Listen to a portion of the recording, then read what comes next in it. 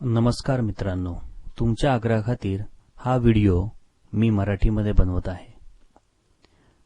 या व्हिडिओमध्ये आपण शिकणार आहोत की डेरिव्हेटिव्ह नक्की काय आहे आणि त्याला कसं वापरता येतं। खूप जणांचं म्हणणं आलं की आम्हाला डेरिव्हेटिव्हचे फॉर्म्युले येतात पण ते वापरायचे कुठे हे कळत नाही। तर चला बघूया। जर जमलं तर तुम्ही तुमचं वही आणि पेन घेऊन बसा, म्हणजे तुम्हाला हा कन्सेप्ट मॅथमॅटिकल कन्सेप्ट चांगल्या प्रकारे कळेल। आता सगळ्यात पहिल्यांदा आपण बघूया हे फॉर्म्युले लक्षात ठेवायचे कसे। आता आपण जे बघणार आहोत हे जरा आपल्या ब्रेनच्या रिलेटेड आहे, त्याला म्हणतो आपण माइंड मॅप। जर तुमची कोणतीही गोष्ट लक्षात राहत नसेल तर त्याला माइंड मॅप प्रकारे जर तुम्ही ड्रॉ केलं, त्याचं चित्र बनवलं आणि समजून घेतलं तर ते तुमच्या लक्षात राहतं। आताच बघा, या डेरिव्हेटिव्ह मध्ये सगळ्यात सेंटरला आहे तो आपला d/dx। आता याच्यावरनं आपण फॉर्म्युले लक्षात ठेवायचे कसे ते बघूया। आता आपण एकानंतर एक फंक्शन आणि त्याचा डेरिव्हेटिव्ह बघूया। सगळ्यात प्रथम डेरिव्हेटिव्ह कॉन्स्टंट, तर कॉन्स्टंट आहे k आणि इथं व्हेरिएबल आहे x, म्हणून त्याचा डेरिव्हेटिव्ह येतो 0। डेरिव्हेटिव्ह x⁻n चा डेरिव्हेटिव्ह येतो n × x⁻n−1। नंतर आपण बघणार आहोत a⁻x चा डेरिव्हेटिव्ह। सगळ्या मित्रांनो लक्षात घ्या, तुम्हाला x कुठे आहे याच्यावरती विचार करायचा आहे। सो a⁻x चा डेरिव्हेटिव्ह येतो a⁻x log a। नंतर आपण बघणार आहोत e⁻x चा डेरिव्हेटिव्ह। e⁻x चा डेरिव्हेटिव्ह येतो e⁻x log x।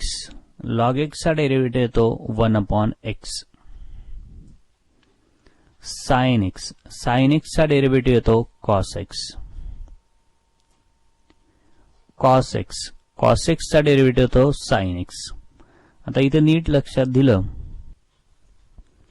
cos x चा डेरिव्हेटिव्ह येतो -sin x। आता हा मायनस येतो तो कसा लक्षात ठेवायचा, तर काही अजून दोन फंक्शनचे डेरिव्हेटिव्ह बघू आणि मग मी तुम्हाला एक ट्रिक सांगतो। cot x चा डेरिव्हेटिव्ह येतो -cos⁡x² आणि cos x चा डेरिव्हेटिव्ह येतो -cos⁡x cot x।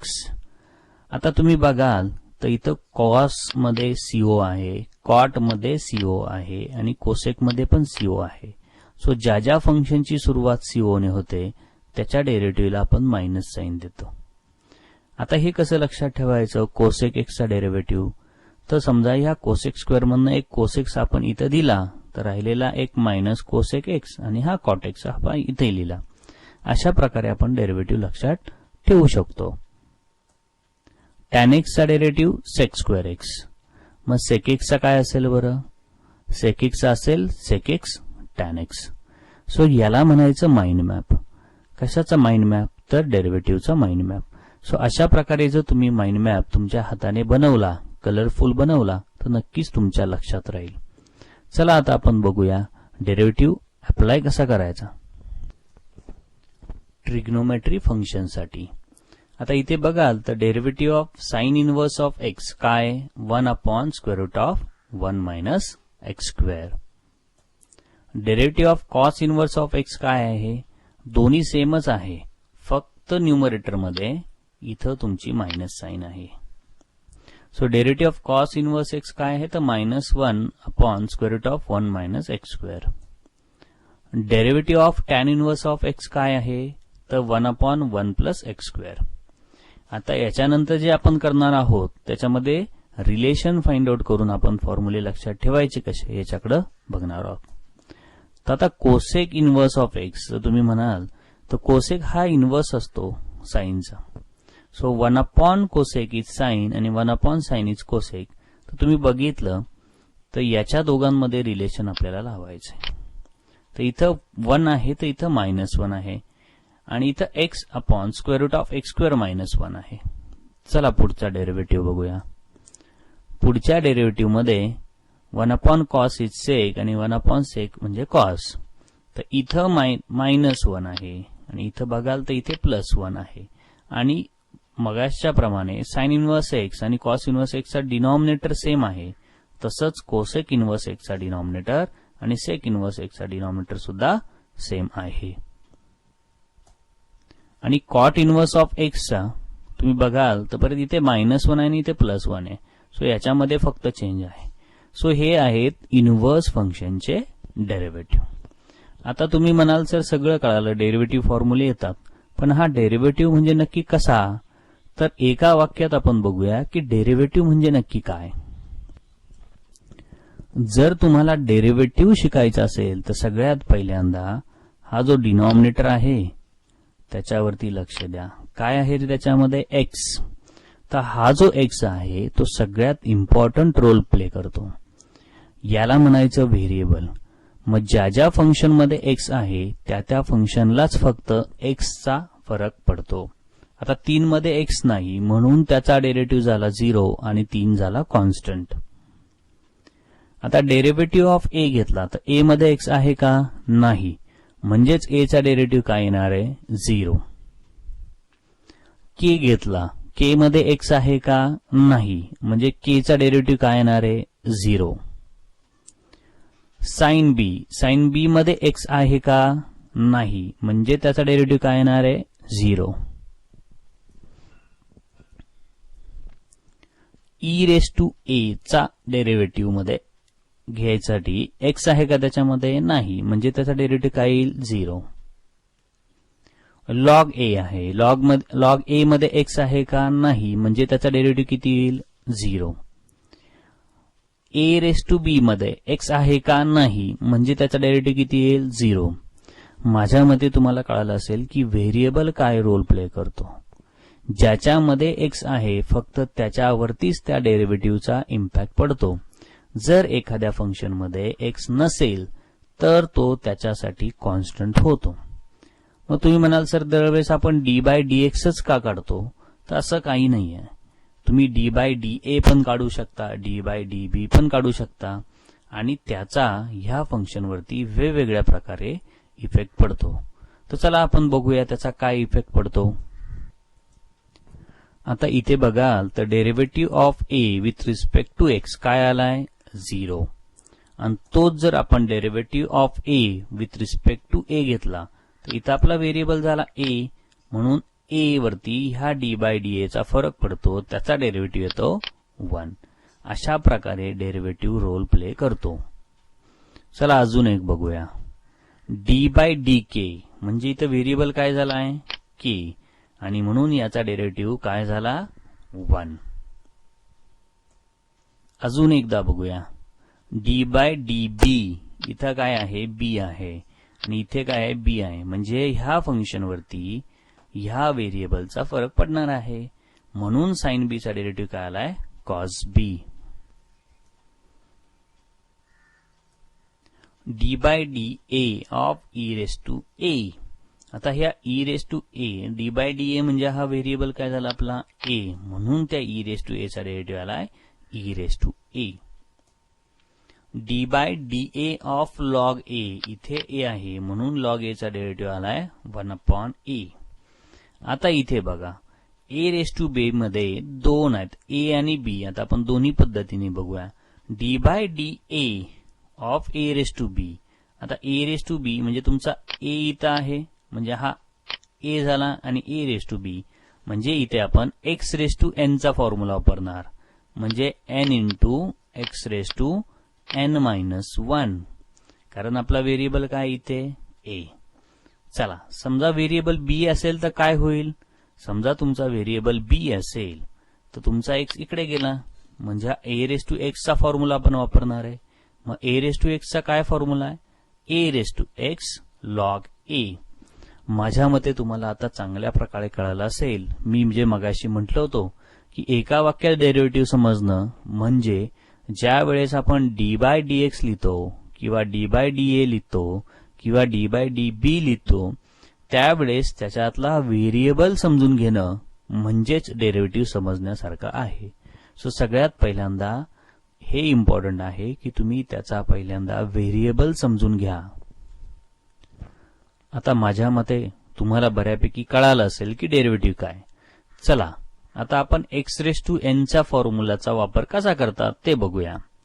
आता derivative of x raise to 4 सगळ्यात पहिल्यांदा याचा व्हेरिएबल काय आहे, एक्स आहे आणि फंक्शन सुद्धा कशामध्ये, एक्स मध्ये. आणि आपण एक्स रेस टू एन चा फॉर्म्युला वापरणार आहे आणि तो आहे n into x raise to n minus 1. So इथं एन काय आपला 4. सो पहिल्यांदा आपण 4 लिहिणार आहे, नंतर x raise to n minus 1 म्हणजे एक्स रेस टू 4 मायनस 1 म्हणजेच आपलं फायनल उत्तर येईल 4x रेस टू 3. माझ्या मताप्रमाणे तुम्हाला कळालं असणार आहे. D dx of x raise to minus 4. So पहिल्यांदा आपण लिहिणार आहे एन आणि नंतर आपण लिहिणार आहे n minus 1. So x raise to minus 4 minus 1. So minus 4 minus 1 काय येणार आहे, मायनस 5. सो फायनल आन्सर येणार आहे minus 4x race to minus 5. चला अजून एक एक्झाम्पल बघूया. D dx of x raise to 1/2. So याचा डेरिव्हेटिव्ह कसा काढणार आहेत आपण, एन. मग एन काय आहे आपला 1/2. मग x raise to n minus 1 म्हणजेच एक्स रेस टू 1/2 मायनस 1. आपल्याला भेटणार आहे 1/2 एक्स रेस टू मायनस 1/2. आता आपण काही प्रॉपर्टीज बघूया डेरिव्हेटिव्हचे की जे आपल्याला मदत करतील डेरिव्हेटिव्ह काढायला. आता तुम्ही बघाल तर इथे d dx of u plus v आहे म्हणजे दोन फंक्शनच्या ऍडिशनचा डेरिव्हेटिव्ह काढायचा आहे. मग तो काढताना तो डेरिव्हेटिव्ह दोघांनाही सेपरेट द्यायचा आहे म्हणजेच d dx of u plus v is equal to d dx of u plus d dx of v. आता बघूया एक example. D dx of x square plus sine x. तर आपल्याला काय करायचं, एक्स स्क्वेअरचा डेरिव्हेटिव्ह वेगळा आणि साइन एक्सचा डेरिव्हेटिव्ह वेगळा असं काढायचंय. So d dx of x square plus d dx of sine x. ज्या वेळेस ऍडिशन असेल त्यावेळेस डेरिव्हेटिव्ह हा सेपरेट अप्लाय करायचा. आता एक्स स्क्वेअरचा काय डेरिव्हेटिव्ह आहे तर 2x raise to 1 n x raise to n चा फॉर्म्युला वापरायचा 2x भेटणार. आणि डेरिव्हेटिव्ह ऑफ साइन एक्स काय, कॉस एक्स. सो अशा प्रकारे आपण हा फॉर्म्युला वापरणार आहोत. चला अजून एक बघूया. D dx of u minus v म्हणजे जर दोन फंक्शन मध्ये वजाबाकी मायनस सबट्रॅक्शन असेल तर d dx of u minus d dx of v म्हणजेच दोन्ही फंक्शनला डेरिव्हेटिव्ह सेपरेट अप्लाय करायचा आहे. चला एक एक्झाम्पल बघूया. D dx of x square minus sine x म्हणजे डेरिव्हेटिव्ह ऑफ एक्स स्क्वेअर काढायचा आहे आणि minus derivative of sine x काढायचा आहे. तर डेरिव्हेटिव्ह ऑफ एक्स स्क्वेअर काय आहे तर तो आहे 2x आणि डेरिव्हेटिव्ह ऑफ साइन एक्स काय आहे तो आहे कॉस एक्स. सो अशा प्रकारे आपण u मायनस व्ही चा फॉर्म्युला किंवा प्रॉपर्टी वापरू शकतो. आता d dx of k u. आता याच्यामध्ये के हा कॉन्स्टंट आहे त्याच्यामुळे त्याच्यावरती आणि व्हेरिएबल एक्स आहे त्याच्यामुळे त्याच्यावरती त्या व्हेरिएबलचा काही फरक पडत नाही म्हणून आपण काय करतो कॉन्स्टंट बाहेर घेतो. चला आपण एक एक्झाम्पल बघूया. D dx of 4x cube. आता याच्यातला जो 4 आहे त्याच्यावरती डेरिव्हेटिव्हचा काही फरक पडत नाही. हे फक्त ज्यावेळेस दोन याच्यामध्ये कॉन्स्टंट आणि फंक्शन मध्ये मल्टिप्लिकेशन असेल त्यावेळेस आपण करतो. सो याच्यामधनं आपण 4 बाहेर घेणार आहे आणि डेरिव्हेटिव्ह ऑफ एक्स क्यूब काय येणार आहे 3x रेस टू 3 मायनस 1 म्हणजे 3x स्क्वेअर. सो आपलं फायनल आन्सर येणार आहे 12x स्क्वेअर. चला अजून एक एक्झाम्पल बघूया. Derivative of x raise to 3 cos a. तुम्ही बघाल तर इथे एक्स हा व्हेरिएबल आहे आणि इथे ए आहे म्हणजे कॉस ए काय झाला कॉन्स्टंट म्हणून आपण कॉस ए बाहेर घेणार आहे आणि डेरिव्हेटिव्ह ऑफ एक्स क्यूब काढणार आहे.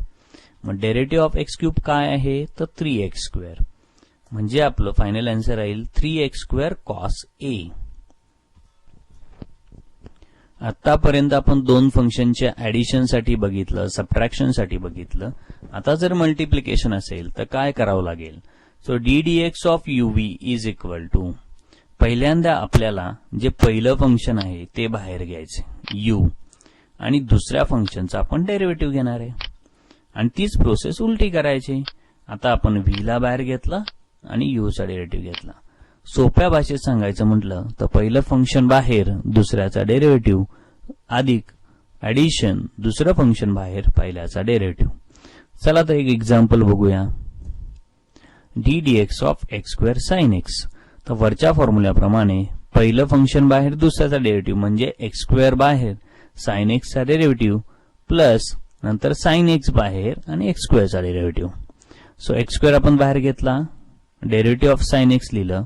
आता साइन एक्स बाहेर घेतला, डेरिव्हेटिव्ह ऑफ एक्स स्क्वेअर लिहिलं. एक्स स्क्वेअर झाला, डेरिव्हेटिव्ह ऑफ साइन एक्स काय असतो cos x plus sine x तसाच लिहिला आणि डेरिव्हेटिव्ह ऑफ एक्स स्क्वेअर काय असतो 2x. सो अशा प्रकारे डेरिव्हेटिव्ह ऑफ uv आपण अप्लाय करतो. आता आपण बघणार आहोत derivative of u upon v. तर हे कसं लक्षात ठेवायचं, जो डिनॉमिनेटर आहे पहिला त्याला बाहेर घ्यायचं, आतल्याचा डेरिव्हेटिव्ह घ्यायचा म्हणजेच न्यूमरेटरचा डेरिव्हेटिव्ह घ्यायचा. इथे लक्षात ठेवण्यासारखी गोष्ट आहे ती म्हणजे मायनस साइन. आता आपण u ला बाहेर घेणार आहे आणि v चा डेरिव्हेटिव्ह घेणार आहे आणि डिनॉमिनेटर मध्ये v स्क्वेअर. थोडक्यात सांगायचं तर पहिला डिनॉमिनेटर घ्या, न्यूमरेटरचा डेरिव्हेटिव्ह घ्या, मायनस न्यूमरेटर बाहेर घ्या, डिनॉमिनेटरचा डेरिव्हेटिव्ह घ्या, डिव्हाइड बाय डिनॉमिनेटर स्क्वेअर. चला तर एक एक्झाम्पल बघूया. D dx of x square sine x. आता जर फॉर्म्युला तुम्ही बघितला तर पहिल्यांदा आपण साइन एक्स बाहेर घेणार आहे, एक्स स्क्वेअरचा डेरिव्हेटिव्ह घेणार, नंतर आपण एक्स स्क्वेअर बाहेर घेणार, साइन एक्सचा डेरिव्हेटिव्ह घेणार आणि डिव्हाइड बाय करणार sine x square. So first पहिल्यांदा आपण साइन एक्स बाहेर घेतला, एक्स स्क्वेअरचा डेरिव्हेटिव्ह काढला, नंतर एक्स स्क्वेअर बाहेर घेतला, साइन एक्सचा डेरिव्हेटिव्ह काढला आणि त्याला साइन एक्स स्क्वेअरने डिव्हाइड केलं. तर आपण इथे डेरिव्हेटिव्ह व्हॅल्यू काय येतात ते बघूया. So sine x as it is, x स्क्वेअरचा डेरिव्हेटिव्ह येणार आहे आपला 2x, परत x square as it is, derivative of sine x येणार आहे कॉस एक्स आणि divide by x square. So अशा प्रकारे आपण u अपॉन v फंक्शन असेल तर त्याचा डेरिव्हेटिव्ह काढणार आहोत. Chain rule. चेन रूल मध्ये डेरिव्हेटिव्ह सगळ्यात सोपा झालाय. आता हे चेन रूल नावातच सगळं आहे. चेन म्हणजे काय, एका फंक्शनच्या आतमध्ये दुसरं, दुसऱ्याच्या आतमध्ये तिसरं अशी जिथे चेन असते त्याला म्हणतात चेन रूल. आणि चेन रूल सगळ्यात सोपं डेरिव्हेटिव्ह करण्याचं साधन आहे. तर आपण समजून घेऊया नक्की काय आहे. आता d dx of log of sine of a raise to x आहे. ज्या वेळेस अशा फंक्शनचा आपल्याला डेरिव्हेटिव्ह काढायचा आहे तर हे सगळं सोडून आता हा जो बॉक्स आहे त्याला आपण एक एक्स मानूया आणि फक्त आपण लॉगवर फोकस करूया. सो लॉगचा डेरिव्हेटिव्ह काय येतो 1 अपॉन एक्स आणि आपला एक्स काय आहे sine a raise to x. म्हणजे पहिला डेरिव्हेटिव्ह काय येईल आपला 1 upon x. So sine a raise to x. पण हा जो काही ब्रॅकेटच्या आतमध्ये आहे तो एक्स नाहीये म्हणून आपण परत त्याचा डेरिव्हेटिव्ह काढणार आहोत. So d dx of sine a raise to x. आता तुम्ही बघाल तर याच्यामध्ये आपलं स्टँडर्ड फंक्शन कुठलं आहे साइन. मग ह्या ए रेस टू एक्स ला आपण एक्स मानणार, मग डेरिव्हेटिव्ह ऑफ साइन लिहिणार. So 1 upon sine a raise to x as it is आणि डेरिव्हेटिव्ह ऑफ साइन काय येणार आहे आपलं cos a raise to x. पण हा जो काय ए रेस टू एक्स आहे तो एक्स नाहीये, तो ए रेस टू एक्स आहे म्हणून परत आपण त्याचा डेरिव्हेटिव्ह काढणार. यालाच म्हणायचं चेन रूल. चेन रूल म्हणजे जे बाहेरचा फंक्शन दिसतोय त्याचा डेरिव्हेटिव्ह काढा आणि जोपर्यंत आपल्या स्टँडर्ड फंक्शन पर्यंत आपण पोहोचत नाही तोपर्यंत आतमध्ये डेरिव्हेटिव्ह काढत चला. आता तुम्ही बघाल तर इथं ए रेस टू एक्स आहे, हे आपलं फंक्शन आहे ए रेस टू एक्स. त्या ए रेस टू एक्सचा डेरिव्हेटिव्ह तो a raise to x log आहे आणि तो स्टँडर्ड फॉर्म्युला आहे.